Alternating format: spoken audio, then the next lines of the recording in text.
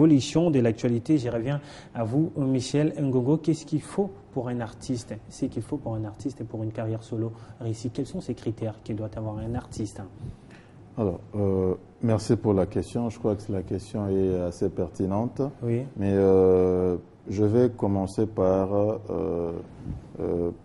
placer deux contextes. Parce que généralement, on parle artiste, mais on oublie qu'il y a des artistes qui travaillent pour la célébrité. Oui. Ceux-là, on les appelle des stars.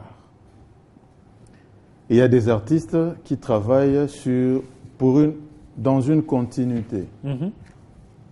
C'est des artistes, mais tout ce qu'ils ont, souvent, tout ce qu'ils ont, c'est l'estime. Comme point commun? Ils ont comme point commun l'art, oui. Mais il y a un qui travaille pour la célébrité. C'est ceux-là qui, aujourd'hui, il fait tel modèle, tel autre jour, il se promène avec un artiste cinglé. ne doit pas combiner cela. Si vous voulez, vous pouvez combiner cela. Mais déjà, au départ, il faut placer cette différence. C'est ça qui va définir le début de la carrière de cet artiste-là. Mm-hmm. Maintenant, pour répondre à la question, la première des choses que l'artiste doit avoir dans son sac, en tout cas pour ce long voyage lors de sa carrière, c'est une bonne formation. Oui. Une bonne formation. L'artiste, si c'est un chanteur, il doit être vraiment un vrai chanteur. Mm-hmm. Et donc, malheureusement, ici à Kinshasa ou en RDC, nous évoluons toujours dans un circuit congolais. Alors qu'un artiste, il n'est pas qu'artiste pour la musique congolaise. Quand on est artiste, on est artiste. On est standard, on peut faire tout ce qu'on veut. Et pour arriver à faire ça, il faut commencer par bien se préparer.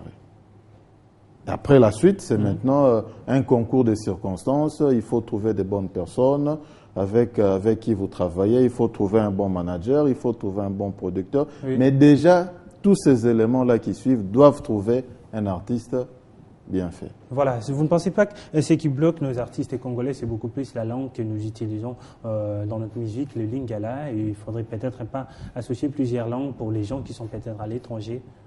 Non, au contraire, je pense que le lingala devient d'ailleurs une marque propre à la musique congolaise, propre aux artistes congolais. Et moi, je dirais, j'insiste souvent quand on travaille avec les artistes ou quand on enseigne, je dis, c'est plus facile parce que l'art, c'est quand même un porteur de culture. Oui.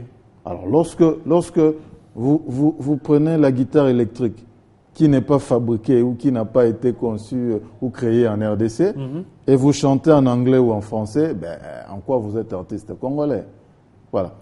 C'est mieux de chanter en lingala. Voilà pourquoi l'artiste comme Lokwa Kanza, tout en étant Lokwa Kanza, ne cesse de chanter en lingala. Et ça ne doit absolument pas être un élément de complexe. Ça doit au contraire être un argument pour se faire imposer comme artiste congolais. Voilà, s'il faudrait parler justement de ces artistes congolais, pensez-vous qu'il y en a quand même qui respectent les normes de la bonne musique? Bon, relativisons les choses. Relativisons les choses parce que en tant qu'art, toute personne qui crée est libre de créer ce qu'elle veut. À ce niveau-là, tout ce que les musiciens congolais font, c'est bien et c'est bien fait et moi j'encourage. Oui. Mais dans un autre registre, on parle de la mondialisation, de la standardisation. Il y a maintenant un langage universel qu'il faut avoir. C'est à ce niveau-là qu'il y a un blocage. Oui. À ce niveau-là, on va dire qu'il y a quand même des éléments à régler, à corriger sur notre musique qui, à mon avis, ne doit absolument pas changer complètement pour devenir la musique internationale Non, la musique plutôt des autres peuples. Parce que nous, Congolais, nous devons nous identifier à cette musique. Et les autres doivent identifier cette musique comme étant la nôtre. Mais également, c'est qu'on peut copier chez les autres. Pardon? Il y a également c'est qu'on peut copier chez les autres. Oui, c'est ce que j'ai parlé. C'est là que j'ai parlé de. Il y a certains réglages à faire. Lorsqu'on regarde, par exemple, du coupé décalé, on écoute la guitare congolaise. Oui. Il suffit d'écouter les années 20, les années 30, les années 40. Il n'y a aucun pays qui avait ce fond-là dans sa musique. Il n'y a que la musique congolaise. C'est vers les années 90, 2000 qu'on a commencé à avoir ce fond de guitare. Donc les autres ont copié tout en gardant leur base. Nous aussi, nous pouvons faire ça. D'ailleurs, il y a certains artistes qui les font comme Jean Goubal, qui copient, mais qui gardent le fond de la musique congolaise. Voilà, vous serez peut-être contre tous ces gens qui disent que la musique congolaise n'a plus de place aujourd'hui en Afrique. Ben, d'abord, à ces gens-là, je vais poser la question. S'ils disent que ça n'a plus de place, la question c'est la musique congolaise. On voit beaucoup plus actuellement l'Ouest africain et les autres. La musique congolaise avait de place. Oui. Et qu'est-ce qui s'est passé? Qu'est-ce qu'on a fait pour que la musique congolaise ait des places? Rien. Je crois que c'est la musique elle-même. C'est peut-être nos artistes travaillaient beaucoup plus à l'époque, et ce qui n'est pas peut-être le cas aujourd'hui. Non, au contraire. Je crois qu'aujourd'hui, les artistes travaillent beaucoup plus parce que il y a 10 ans, il y a 20 ans, il y avait moins d'orchestres. Oui. Les gens qui ont créé des orchestres aujourd'hui faisaient partie des orchestres. Donc il y avait très peu, il y avait peu de rivalité. Il y avait peu d'orchestres qui se rivalisaient. Au contraire, aujourd'hui, il y a une forte production de la musique congolaise. Je maintiens ma position, je maintiens ce que j'avais dit. Le problème, c'est au niveau du management. Les autres ont compris ça. En Afrique de l'Ouest, ils ont compris ça. Il suffit juste de voir sur Internet, il y a combien de productions de musique ouest-africaine vendues, mises et placées sur Internet et dont la publicité est clairement palpable.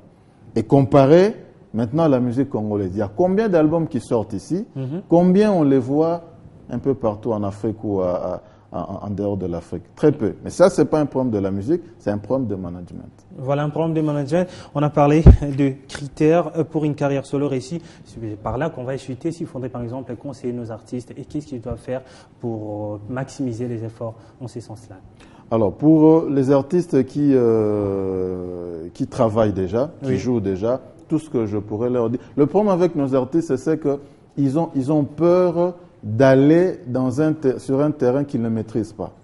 Voilà, ils ont peur. Quand tu demandes à quelqu'un, okay, ce que tu fais là, essaie d'ajouter ça, il dit non. En tout cas, les gens m'ont accepté avec ça, je préfère m'arrêter là.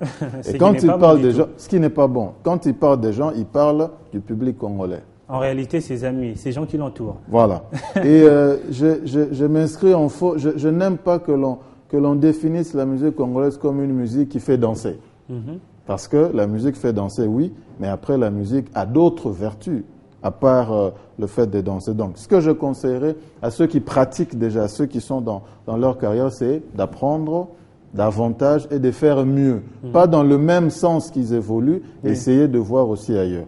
À ceux qui aspirent, à ceux qui veulent commencer, c'est vraiment, je leur demande de beaucoup travailler. Tout le reste, ça va suivre sur leurs compétences. Voilà, beaucoup travailler, tout le reste va suivre. C'était donc là votre message. Michel Ngongo, je rappelle que vous êtes assistant à l'INA. Merci d'avoir répondu à notre invitation ce matin. Merci à vous. Voilà, c'est dans quelques minutes, on va recevoir notre invité, Michel Bakenga. Il sera avec nous et c'est juste après. Et c'est ici. De 9h à 11h, 2 heures d'information, de culture et des divertissements à travers vos rubriques, portraits, Télé 50 vous, escale sur le net, l'invité du matin qui analyse et décrypte l'actualité. Suivez de lundi à vendredi, de 9h à 11h, la matinale, votre magazine pluridisciplinaire sur votre chaîne. Télé 50, simplement congolais.